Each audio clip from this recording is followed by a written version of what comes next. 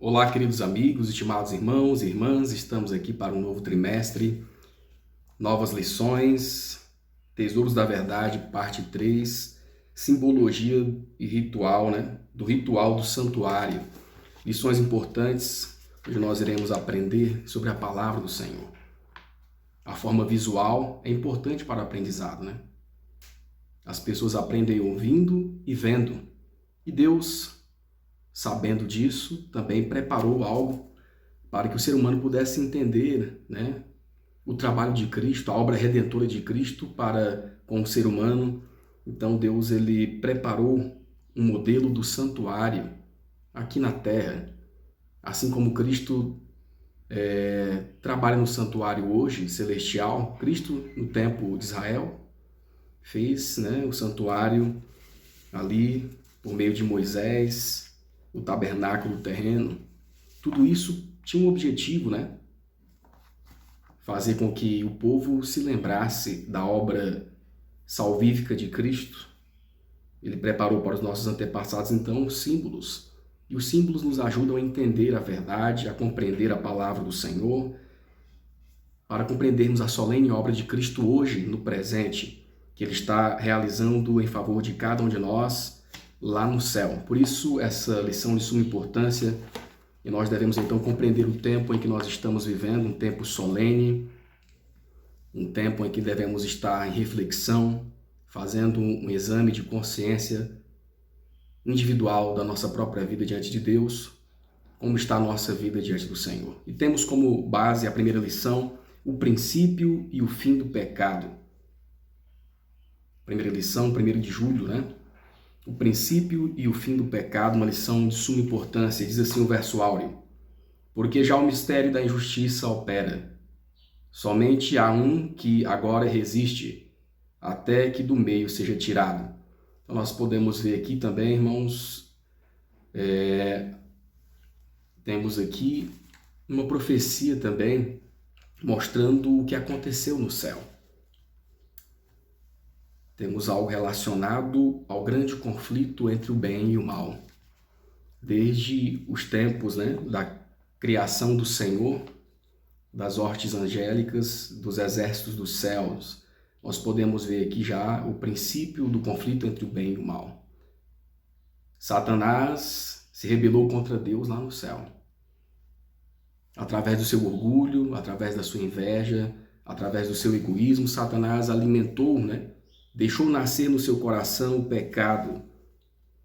Surgiu no coração de Satanás, então, a discórdia contra Deus. Lutou contra a lei do Senhor. Acusou Deus de ser um ser injusto e de criar uma injusta lei para os seus servos. Então, vemos aqui o surgimento do pecado de Lúcifer, O surgimento do pecado de Lúcifer é uma realidade e é um mistério que hoje nós podemos compreender um pouco, quando nós estudamos a palavra do Senhor. Surgiu pelo orgulho do coração de Lúcifer, um anjo, o anjo cobridor, o anjo que estava mais próximo de Deus. Ele queria a honra de Deus para si. E assim ele acusou Deus, de ser um ser injusto e de criar uma injusta lei. E nós sabemos que o pecado então se originou no coração de Lúcifer pela sua rebelião contra Deus e contra a lei de Deus. Acusou a lei de Deus de ser uma lei opressora, que os anjos não precisavam obedecer tal lei. E assim Satanás foi enveredando por esse caminho, iludindo outros anjos, até derrubar a terça parte dos anjos juntamente com ele. E nós podemos ver, então, que esse mistério da injustiça que começou a operar lá naquele tempo, mas foi profetizado que ele iria ser retirado. E esse mistério da justiça está até hoje, lutando contra o Senhor. E opera em muitos corações. Tomara que não opere em nossos corações, Mas Satanás tenta influenciar o mundo contra a verdade, contra a palavra do Senhor. Por isso é o mistério da injustiça que opera desde os tempos da sua criação até hoje, O conflito dos séculos entre o bem e o mal. Diz assim a nota: a harmonia da criação depende da perfeita conformidade de todos os seres animados e inanimados à lei do Criador.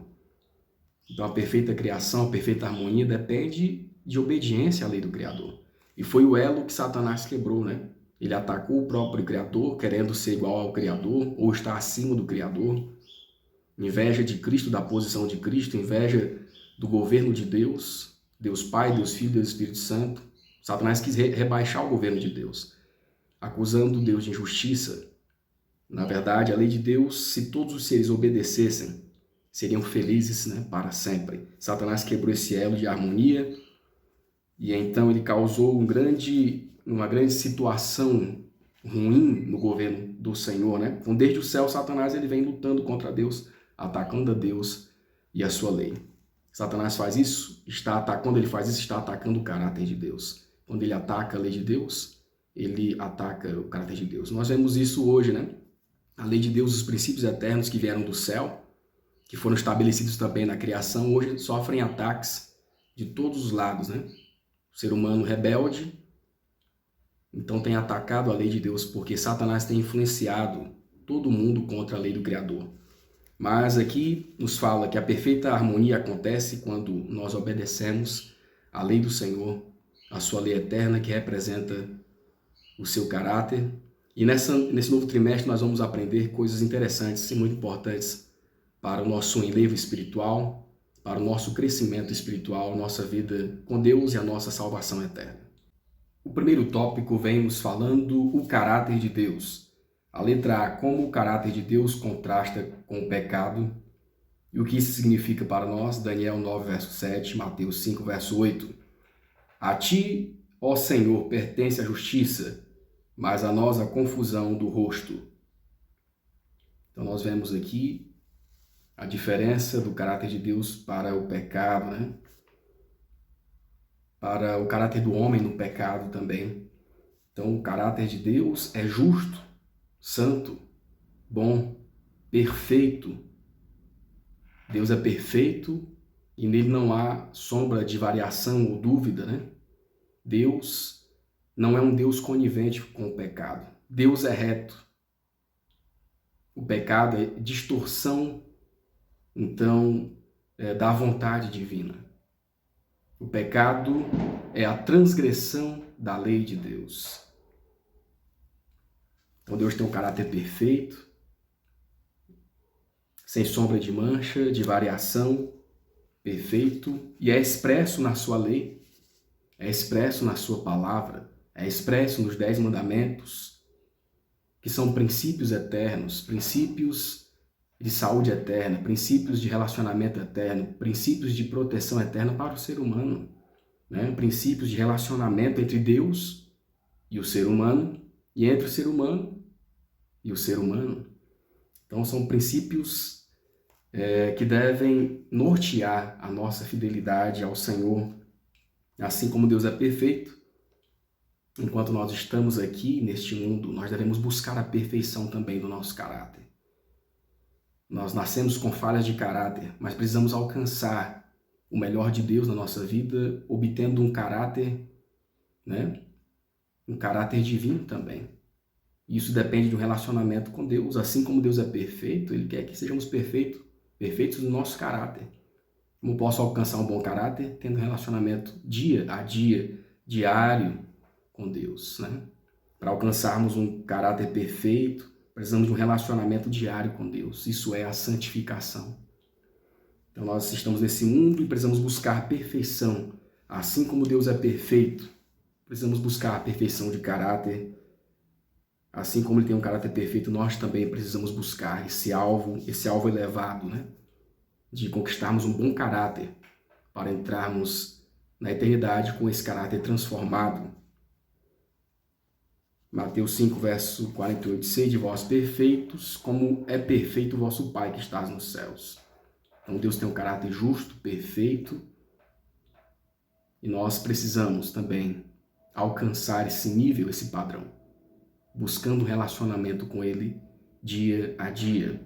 Deus aceitará só aqueles que estão determinados a alcançar um alvo elevado. Ele impõe a todo agente humano a obrigação de fazer o máximo. exige perfeição moral de todos. Nunca devemos rebaixar o padrão de justiça a fim de acomodar tendências herdadas ou cultivadas para a transgressão. Precisamos entender que a perfeição de caráter, precisamos entender que a imperfeição de caráter é pecado. Se nós continuarmos nesse comodismo, né, não buscarmos melhorar o nosso caráter, buscar nosso caráter ter um caráter santo e perfeito como o de Deus, né? Buscarmos estarmos sempre em movimento para um melhor aperfeiçoamento. É pecado estarmos em comodismo, né? De não melhorar o caráter diante de Deus. Todos os justos atributos de caráter habitam em Deus, como um todo perfeito e harmonioso.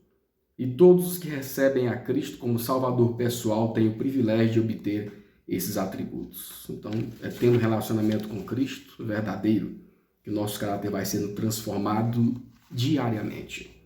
E precisamos colocar esse alvo elevado, né, de ter um bom caráter justo, santo, perfeito diante de Deus. Não vem de nós, vem de um relacionamento íntimo com Cristo diariamente. A letra B. Uma vez que Deus é perfeição máxima, quais são os únicos tipos de mandamentos que ele pode dar? Uma vez que Deus é perfeito, o que ele pode produzir? Como serão as suas leis? Como serão os seus mandamentos? Serão mandamentos, né, de justiça. Deus é justo, Deus é perfeito, Deus é santo, Deus é amor. E os seus mandamentos são expressão do seu caráter. Os 10 mandamentos são expressão do seu caráter. Né? Os mandados de Deus são expressão do seu caráter. Assim como os mandamentos do Senhor Deus são justos, então eles produzirá leis justas, né? Satanás, então, acusou Deus de ser um Deus injusto, mas, na verdade, nós podemos ver que Deus sempre foi justo. Respeitou o livre-arbítrio de todos, né? Um Deus que protege através das suas leis, um Deus que conduz, um Deus que quer o melhor para as suas criaturas. Salmo 119, 172, Romanos 7, verso 12, Tiago 1, verso 13. Se Deus é perfeito, que tipo de mandamento ele pode nos dar? A minha língua falará da tua palavra, pois todos os teus mandamentos são justiça. Assim a lei é santa e o mandamento santo, justo e bom. Tiago 1,13. Ninguém sendo tentado diga, de Deus sou tentado, porque Deus não pode ser tentado pelo mal e a ninguém tenta. Então Deus é justo, perfeito e seus mandamentos são expressão do seu caráter. São mandamentos que expressam o amor de Deus, expressam a sua justiça, expressam a sua perfeição. Então, nenhum homem tem autoridade nesta terra para mudar os princípios eternos, para mudar o caráter de Deus, que é santo, justo e bom, e que a expressão desse caráter encontra na sua lei. Então, nenhum homem tem autoridade de mudar a lei de Deus, porque ao tentar mudar a lei de Deus, estará tentando mudar o caráter do próprio Deus. Então, a essência do caráter de Deus, irmãos, é que o caráter de Deus, ele é justo, santo, perfeito, um caráter de amor, e tudo isso está expresso nas suas leis, na sua lei moral. Por sua própria natureza, a lei de Deus é imutável. É uma revelação da vontade e do caráter de seu autor. Deus é amor, logo sua lei também é amor. Os dois grandes princípios que a governam são o amor a Deus e ao ser humano, de sorte que o cumprimento da lei é o amor. O caráter de Deus é justiça e verdade. Do mesmo modo, justiça e verdade são a natureza da lei. Essa lei, por ser uma expressão da mente e da vontade de Deus, deve ser tão duradoura quanto o seu autor. Então, a lei de Deus, expressão do seu caráter, é uma lei eterna, princípios eternos para o ser humano, conduzir o ser humano na vontade do Senhor, para os guiar, né, em tudo que é bom, levando a Cristo, que é o autor e consumador e salvador de toda a humanidade. O segundo tópico vem nos falando a harmonia no governo de Deus. A letra A, qual é a relação entre os membros da divindade? João 17 e 21. Para que todos sejam um como tu, ó Pai, o és em mim, e eu em ti, que também eles sejam um em nós, para que o mundo creia que tu me enviaste. Então nós vemos aqui Deus Pai, né? Deus Filho, Deus Espírito Santo. Eles são um em propósito, em verdade e em ação. São harmônicos entre si. Existe uma perfeita união entre os membros da divindade, do governo de Deus, né? No propósito, no trabalho, nas ações. O governo de Deus, então, Pai, Filho e Espírito Santo, essas três pessoas da divindade trabalham em perfeita harmonia. Nós vemos esse exemplo também no batismo, né? Quando nós somos batizados em nome do Pai, do Filho e do Espírito Santo, naquele momento estão trabalhando os três juntos, né? Em harmonia, em prol da salvação do ser humano. E assim é desde os tempos antigos. Na criação nós podemos ver a ação dos três, né? Podemos ver a ação dos três no santo batismo. E o governo de Deus está à disposição, então, de todas as pessoas que assim desejarem ter um relacionamento com Deus Pai, Deus Filho, Deus Espírito Santo, por meio de Cristo, porque Cristo é o mediador entre Deus e os homens. Assim como eles são perfeitos na sua harmonia, assim como eles têm um relacionamento perfeito, como a harmonia e união nesse relacionamento, Deus também deseja que nós tenhamos um relacionamento com Ele, um relacionamento de harmonia, de união com Ele, de obediência à sua palavra.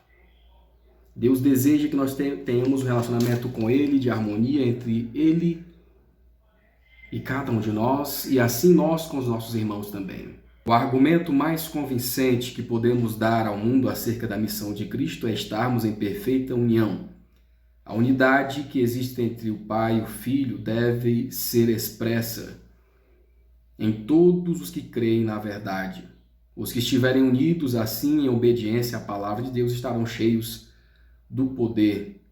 Você já pensou no que isso significa para nós? Ou seja, que essa oração inclui todo filho e filha de Adão, que um dia crerá em Cristo como Salvador pessoal e dará os passos necessários em arrependimento, conversão e batismo? Somos batizados em nome do Pai, do Filho e do Espírito Santo. Esses três grandes e infinitos poderes estão unidos para trabalhar por nós, desde que cooperemos com eles. Então, o caráter de Deus, de harmonia, de união, né, deve também ser expresso nos filhos de Deus. Devemos estar unidos com Deus por meio de Cristo e unidos uns aos outros, obedecendo a palavra do Senhor. A letra B, que princípios formam a base do governo de Deus? Que princípios foram estabelecidos por Deus que governam, né? Que formam a base do governo de Deus? Todo governo tem seus princípios, né? Todo governador, todo país, todo governo tem suas leis e tem a sua constituição. E Deus não é diferente, porque os seus princípios e essas leis dos homens são derivadas da lei divina, né? Tem como exemplo a lei do Criador, os 10 mandamentos, as leis e princípios de Deus, né? Então, que princípios formam a base de Deus? Nós podemos ler 1 João 4, 16, 19, 1 João 5, verso 3. E nós conhecemos e cremos no amor de Deus, no amor que Deus nos tem. Deus é caridade e quem está em caridade está em Deus e Deus nele.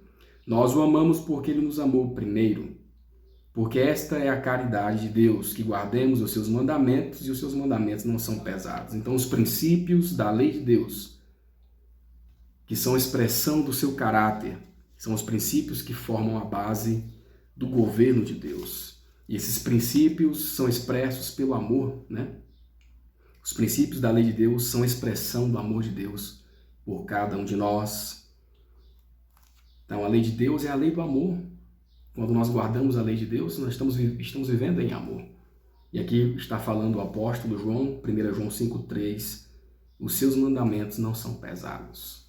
Os seus mandamentos são orientações né? São princípios eternos que melhoram o nosso relacionamento com Deus, melhoram o nosso relacionamento com o nosso próximo, nos protege de diversas formas, né?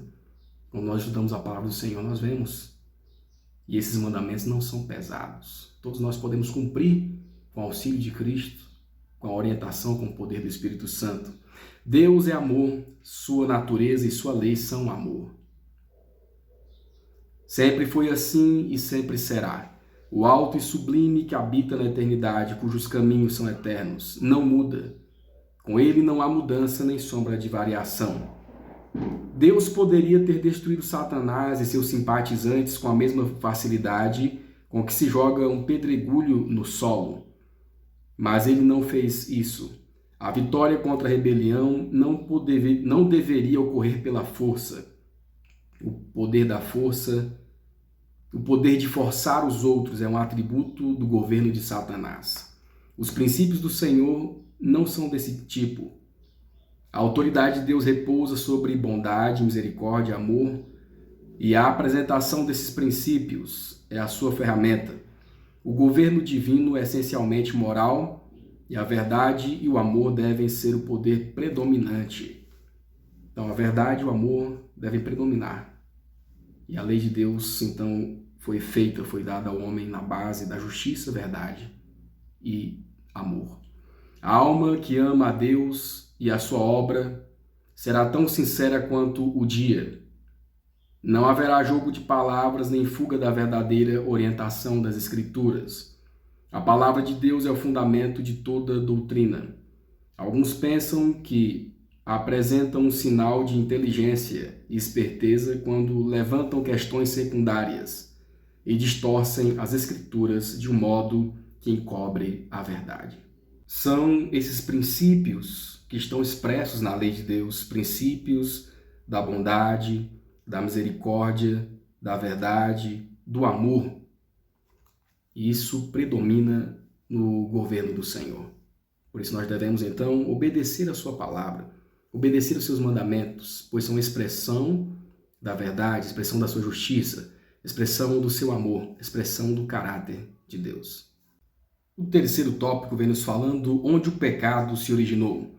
A letra A, como sabemos que esta passagem da Escritura não se refere ao antigo rei da cidade de Tiro? Ezequiel 28, de 11 a 15. Veio mais a minha palavra do Senhor, dizendo: Filho do homem, levanta uma lamentação sobre o rei de Tiro e diz-lhe: Assim diz o Senhor Jeová, tu és o aferidor de medida, cheio de sabedoria e perfeito em formosura.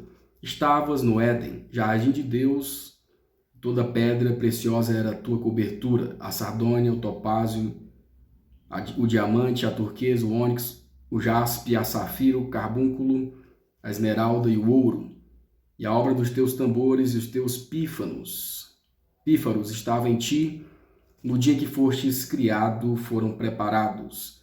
Tu eras querubim ungido para proteger e te estabeleci no monte santo de Deus estavas.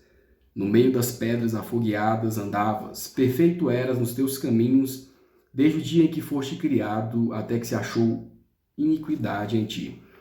Então, como nós podemos saber que esta passagem da Escritura não se refere ao antigo rei de Tiro, mas se refere a Lúcifer e a Satanás? O rei de Tiro estava no Éden? Não. Ele era aferidor de medida? Ele era um querubim? Também não. Então, essa passagem, de forma simbólica, Deus usa os símbolos, Deus usa, as parábolas para mostrar a verdade, para trazer a verdade aos seres humanos da sua revelação. Então, nós vemos aqui onde se originou o pecado. Se originou no coração de Lúcifer. Lúcifer era perfeito, querubim, cobridor, abaixo da divindade, Deus Pai, Deus Filho, Deus Espírito Santo. Lúcifer era a criatura, foi criado por Deus e era o ser que recebia mais honra depois de Deus Pai, Deus Filho, Deus Espírito Santo. Ele era perfeito, andava nos caminhos do Senhor, era obediente, obedecia à lei do Senhor. Mas a sua mente, e ele deixou na sua mente vir um sentimento, ele via a glória, ele via a adoração que era rendida a Cristo, a Deus, e ficou com orgulho, com inveja de Cristo, do Criador. Eu poderia estar recebendo essa homenagem, eu poderia estar no lugar de Deus recebendo essas honras, né? De todos os anjos, sendo que ele já recebia as honras, né? Abaixo de Deus, de Cristo, do Espírito Santo. Mas ele desejou mais estar, né? Acima de Deus. E silenciosamente ele foi, então, alimentando aquele pensamento, e daqueles maus pensamentos se tornaram maus sentimentos, até que diz aqui a palavra de Deus, achou em ti pecado.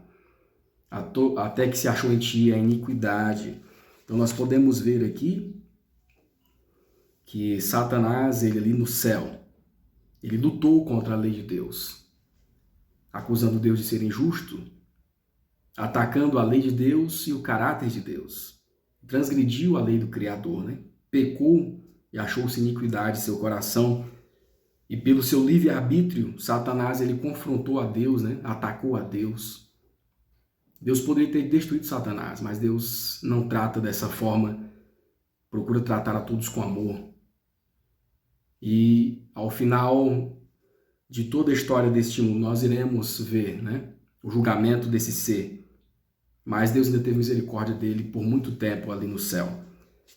Então Satanás foi perfeito nos seus caminhos, mas se afastou do Senhor. Aqui a pergunta 3a1. Se o versículo se referisse a um rei humano, real, e não estivesse usando o rei de Tiro como símbolo, que tipo de pessoa esse rei seria?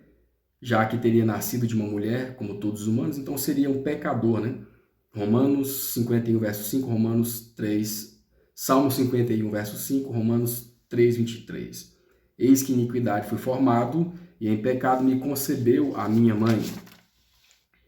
Porque todos pecaram e estão destituídos da glória de Deus. Então nós vemos aqui que se fosse realmente um ser humano, ele estaria nessa condição, nascido de mulher, né? Pecador, e não como Satanás, como Lúcifer depois se tornou Satanás, inimigo de Deus. Ele foi criado em perfeita formosura, em santidade, andava em perfeita obediência, foi uma criatura formada pelo próprio Deus e não nascido de ser humano, nascido de mulher. A letra 2A2. Quem foi o único ser apresentado no jardim do Éden, que um dia foi perfeito e depois se tornou pecaminoso? Apocalipse 1, 12, verso 9, Gênesis 3 e 14. E foi precipitado o grande dragão, a antiga serpente, chamada Diabo e Satanás, inimigo de Deus agora, que engana todo mundo. Ele foi precipitado para a terra, e os seus anjos foram lançados com ele. Então o Senhor Deus disse à serpente: porquanto fizeste isto, maldita serás mais que todas as bestas, e mais que todos os animais do campo. Sobre o teu ventre andarás, e o pó comerás todos os dias. Então nós vemos aqui, irmãos, Lúcifer, ao se rebelar contra Deus, ele se tornou Satanás, inimigo do Senhor. E ali Jesus ainda tentou conversar com Lúcifer, né?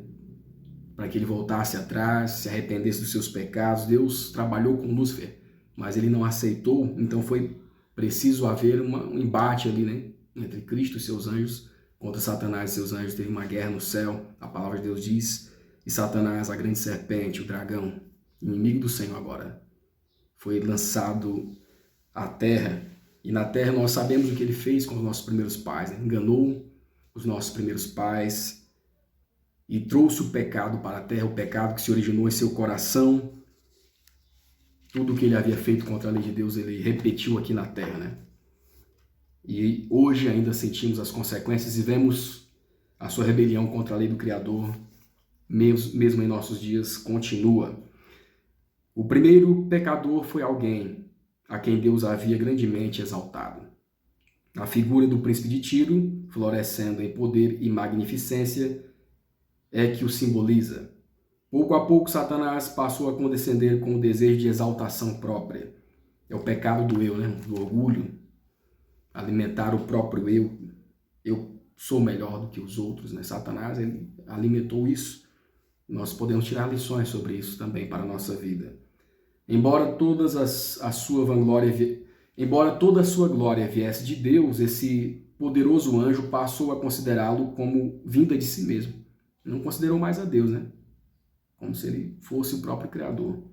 Descontente com a posição que ocupava, embora honrado acima de todas as hostes celestiais, ele se aventurou a cobiçar as homenagens devidas somente ao Criador. Então, Satanás, ele cobiçou o lugar de Cristo, né? O lugar do próprio Deus. E ali começou um embate e ele foi alimentando seus maus pensamentos.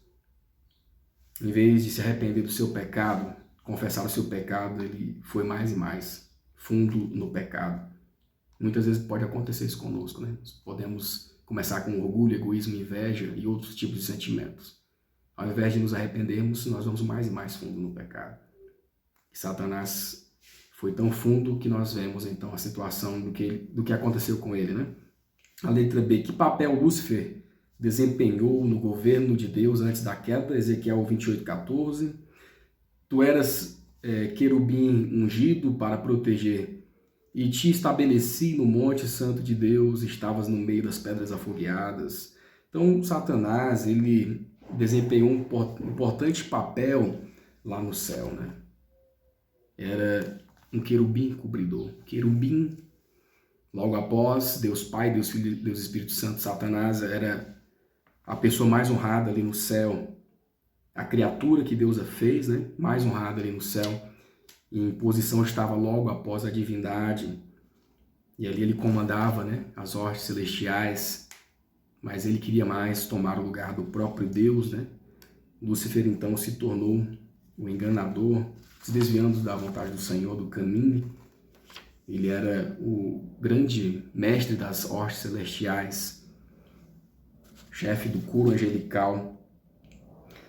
A letra C, que passagem revela que ele tinha um talento especial para a música e como ele usou essa habilidade em sua obra de engano. Ezequiel 28:13, Daniel 3, de 5 a 7. Estavas no Éden, jardim de Deus, toda pedra preciosa era tua cobertura. A sardônio, o topázio, o diamante, a turquesa, o jaspe, a safira, o carbúnculo, a esmeralda e o ouro, a obra dos teus tambores e dos teus pífaros, aqui, instrumentos musicais, né? Estava em ti no dia que fostes preparados. Quando ouvides o som da buzina, do pífaro, da harpa, do saltério, da gaita de foles e de toda sorte de música, vós prostrareis e adorareis a imagem de ouro que o rei Nabucodonosor havia levantado. Então nós vemos aqui, né, que esses instrumentos e todas essas situações relacionadas a músicas foram originadas no céu. E Satanás, na verdade Lúcifer, antes de se tornar Satanás, né? Antes de se tornar inimigo do Senhor, ele era o grande maestro das hostes celestiais, ele dirigia o coro celestial em louvor ao Criador. Então ele foi criado com dom musical, para a música, né? Dominava toda a arte de música e talentos musicais. Quando usava para o bem, ele honrou a Deus, né? Ele honrou a Deus, adorou a Deus. Mas hoje Satanás, como ele usa essa habilidade na sua obra de engano? Hoje Satanás usa a música contra o Criador, para desonrar a Cristo, para tirar da mente do jovem, da jovem, do ser humano, a palavra do Senhor. Para tirar da mente do ser humano Cristo Jesus, o autor e consumador da nossa fé. Hoje ele então usa o seu talento e dom especial dado por Deus para perverter o ser humano através da música também. Então nós devemos tomar cuidado com as músicas que nós ouvimos, né? É só vermos as letras que estão sendo cantadas por aí. Então é uma obra que Satanás ele conhece muito bem e sabe como ele pode desviar a pessoa também através da música. Uma música que não honra o Criador. Sinto-me alarmada ao testemunhar em toda parte a tolice dos jovens que alegam crer na verdade. Deus não parece estar em seus pensamentos. A mente deles está cheia de bobagens. A conversa que mantém é vazia e superficial. Eles têm um ouvido apurado para a música, e Satanás sabe quais órgãos do corpo manipular para empolgar envolver e encantar a mente de modo que Cristo se torne uma presença incômoda. Não há anseios espirituais da alma pelo conhecimento divino, nem pelo crescimento na graça. O quarto tópico vem nos falando a raiz do mal. Ao compararmos as descrições de Ezequiel e Isaías referentes à queda de Lúcifer, o que elas revelam sobre a causa original deste evento, Ezequiel 28, 16 a 19, Isaías 14, 12 a 20. Elevou-se o teu coração por causa da tua formosura, corrompeste a tua sabedoria por causa do teu resplendor. Por terra te lancei diante dos reis, te pus para olharem para ti. Isaías 14, 12 a 20. Como caíste do céu, ó estrela da manhã, filha da alva, como foste lançado por terra tu que debilitavas as nações, e tu dizias no teu coração, eu subirei ao céu e acima das estrelas de Deus exaltarei o meu trono, e no monte da congregação me assentarei na banda norte. Então nós vemos aqui, irmãos, quando nós lemos Ezequiel, Isaías, esses textos, nós podemos ver, né, nos mostrando o que aconteceu com Satanás, a descrição da causa, da origem, da raiz do mal, né? Satanás, ele se tornou orgulhoso, queria receber as honras dadas somente ao Criador, a Cristo, ao Filho de Deus. As honras dadas à divindade. Não se contentou com a sua posição, com as honras que ele já recebia. Mas Lúcifer, ele queria então estar acima do próprio Deus, e ele passou a alimentar esse desejo mais e mais ao receber as honras, né? Ele queria receber no lugar do próprio Cristo. Por isso o grande conflito começou lá no céu e vem atravessando em todos os séculos aqui na terra também, a luta pelo poder. Satanás queria tomar o céu, tomar o universo. Satanás querendo o universo, né? O trono, o seu trono acima de todos o universo. Ele quer também colocar o seu trono em nosso coração, acima de Deus. Quer colocar o seu trono na nossa vida, acima do Criador. E ele quer se tornar o primeiro no trono da nossa vida. Nós vamos deixar? Irmãos, se Deus não estiver no trono da nossa vida, nós já estamos perdidos. Por isso nós devemos ter um íntimo relacionamento com Deus, mais e mais, porque Satanás ele faz essa obra de tirar Deus do trono, querendo colocar a sua própria vontade acima da vontade de Deus. Então nós vamos ver que pouco a pouco Lúcifer passou a condescender com o desejo de exaltação própria. A Escritura diz, elevou-se o teu coração por causa da tua formosura e corrompeste a tua sabedoria por causa do teu resplendor. Descontente, embora toda a sua glória viesse de Deus, esse poderoso anjo passou a considerá-lo como vinda de si mesmo. Descontente com a posição que ocupava, embora honrado acima de todas as hostes celestiais, ele se aventurou a cobiçar homenagens devidas somente ao Criador. Em vez de se empenhar para colocar a Deus em primeiro lugar nas afeições e na lealdade dos seres criados, seu esforço ia no sentido contrário, pois tentava garantir para si o serviço e a lealdade de todos. Então Satanás começou a falar mal de Deus, né? Pelas costas, né? Olha, o governo de Deus está errado, essa lei, né, é hostil, Deus é um ser absolutista. Começou a querer manchar a imagem de Deus, né, entre os anjos, e assim ele arrecadou muitos, né? Ele arregimentou muitos para o seu lado, a terça parte dos anjos. Assim, cobiçando a glória que o Pai infinito havia revestido seu Filho, esse príncipe dos anjos desejou ter o poder que era prerrogativa única de Cristo. A letra B, que advertência eu posso tirar dessa história? Provérbios 16, verso 18, 1 Coríntios 10, verso 12. A soberba precede a ruína, e a altivez do espírito precede a queda. Aquele, pois, que cuida está em pé, cuidado para que não caia. Então, irmãos, o orgulho, ele vem antes da queda. Nós não devemos alimentar um coração orgulhoso, né? Precisamos lutar contra o orgulho e contra os demais sentimentos, né? O desejo de supremacia, o meu eu sou mais importante que os outros, eu tenho um cargo mais importante, a soberba, né? Então nós devemos tirar do nosso coração, com a ajuda de Deus, a ajuda de Jesus Cristo e do Espírito Santo, devemos tirar do nosso coração essas ervas daninhas, né? O desejo de supremacia, o orgulho, a altivez do eu. Devemos tirar do nosso coração e devemos ver como aconteceu com Lúcifer, né? Porque o final de quem alimenta tais sentimentos é a ruína, né? Então nós não devemos deixar o orgulho, o eu, que eles dominem o nosso coração, porque o fim é a ruína. Nós devemos desejar o caráter de Deus e não o poder de Deus.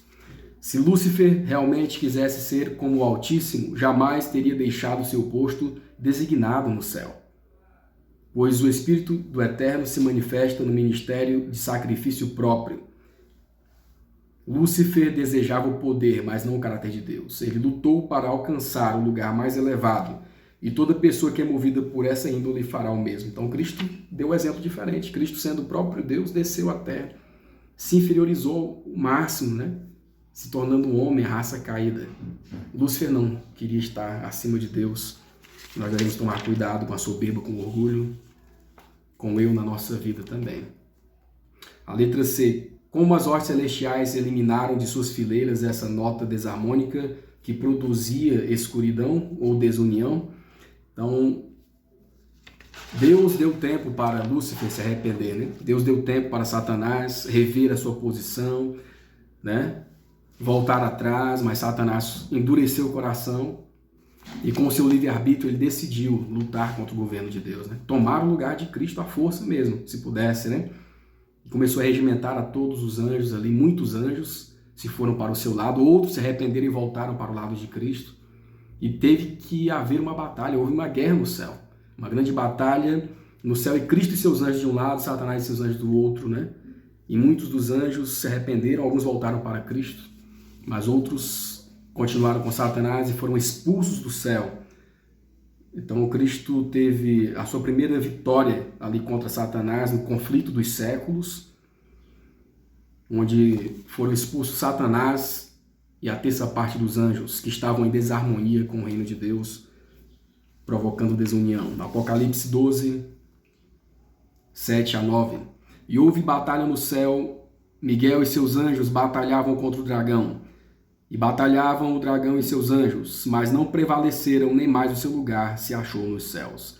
E foi precipitado o grande dragão, a antiga serpente, chamada o Diabo e Satanás, que engana todo o mundo. Ele foi precipitado na terra, e os seus anjos foram lançados com ele.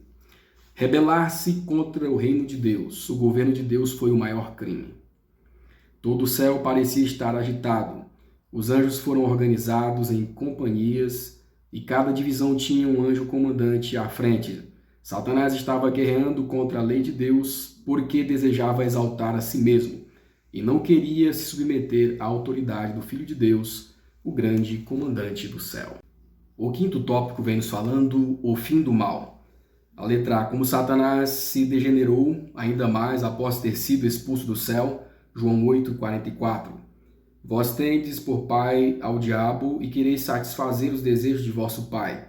Ele foi homicida desde o princípio e não se firmou na verdade, porque não há verdade nele. Quando ele profere mentira, fala do que lhe é próprio, porque é mentiroso e pai da mentira. Então nós vemos aqui, Satanás começou com orgulho, né, com egoísmo, inveja, aparentemente um pecado pequeno, né? E foi mais e mais indo ao fundo do poço. Se tornou agora o pai da mentira. Não se firmou na verdade, não se arrependeu, não voltou a Deus, mas foi mais e mais ao fundo do poço, né? De algo pequeno, foi se tornando algo gigantesco na sua vida. Ele foi mais e mais ao fundo do poço do pecado, não se arrependeu, se tornou o inimigo, eterno inimigo do Senhor, né? E para nós temos uma lição, né, irmão? São as pequenas coisas que podem levar a grandes situações, né? Grandes retrocessos. Satanás, dessa maneira, foi se degenerando. E pela prática do pecado, o ser humano vai se degenerando também. Estamos ainda ouvindo a voz do Espírito Santo na nossa vida, nos convidando ao arrependimento, nos levando a Cristo. Estamos ainda com desejo de obedecer a palavra do Senhor, a sua lei, a sua vontade. Então a porta da graça está aberta para cada um de nós, né? Satanás, o pai da mentira, enganou Adão, dizendo que ele não precisava obedecer a Deus e que não morreria caso transgredisse a lei. Mas Adão caiu e seu pecado abriu as comportas da desgraça sobre nosso mundo. Novamente, Satanás repetiu a Caim que era desnecessário seguir exatamente as ordens de Deus, ao apresentar o cordeiro morto como oferta. Assim como Adão, Caim obedeceu à voz do enganador. Precisamos hoje saber por nós mesmos a que voz estamos atendendo. Se é a voz do Deus vivo e verdadeiro ou se é a voz do grande apóstata.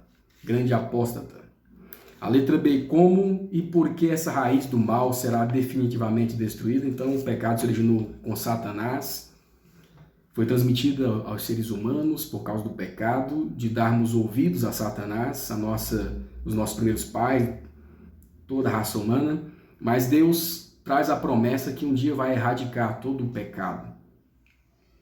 Hebreus 2, verso 14, Malaquias 2, de 1 a 3, 2 Pedro 3, de 9 a 14. E visto como os filhos participam da carne e do sangue, também ele participou das mesmas coisas para que pela morte aniquilasse o que tinha o império da morte, isto é, o diabo. Então, irmãos, pela morte de Jesus Cristo na cruz do Calvário, Jesus destruiu para sempre o reino de Satanás. E Deus, então, vai destruir ramo e raiz ao final da história desse mundo. Nós podemos ver, irmãos, que Satanás e todos aqueles que seguem a Satanás, que não aceitam o sacrifício de Cristo, serão destruídos. Agora, todos aqueles que aceitam o sacrifício de Jesus Cristo, pelo seu livre-arbítrio, esses podem ser salvos. Escaparão da ira do Senhor contra o pecado. Então, essa raiz do mal será finalmente destruída na volta de Cristo para todos aqueles que aguardam a sua vinda. Mas nós, segundo a sua promessa, aguardamos novos céus e nova terra, em que habita a justiça. Pelo que, amados, aguardando estas coisas, procurai que dele sejais achados imaculados e irrepreensíveis. Precisamos nos preparar para termos esse encontro com Cristo, né? Aceitarmos a sua salvação e nos preparar com ele dia a dia para termos esse encontro ao final. E ao final, pecados e pecadores serão destruídos, ramo e raiz. Satanás sabe, irmãos, que pouco tempo lhe resta, por isso ele quer arregimentar todas as pessoas o máximo que ele puder para destruir as vidas, para destruir a imagem de Deus no ser humano. Esta é a obra que Satanás quer fazer. Ele sabe que Cristo em breve voltará e trará a sua sentença executória, né?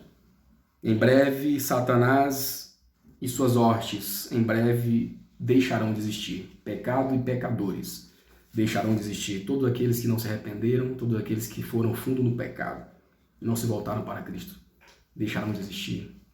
Serão destruídos. A história do grande conflito entre o bem e o mal, desde o momento que começou no céu até a queda final da rebelião e a eliminação total do pecado, também é uma demonstração do imutável amor de Deus.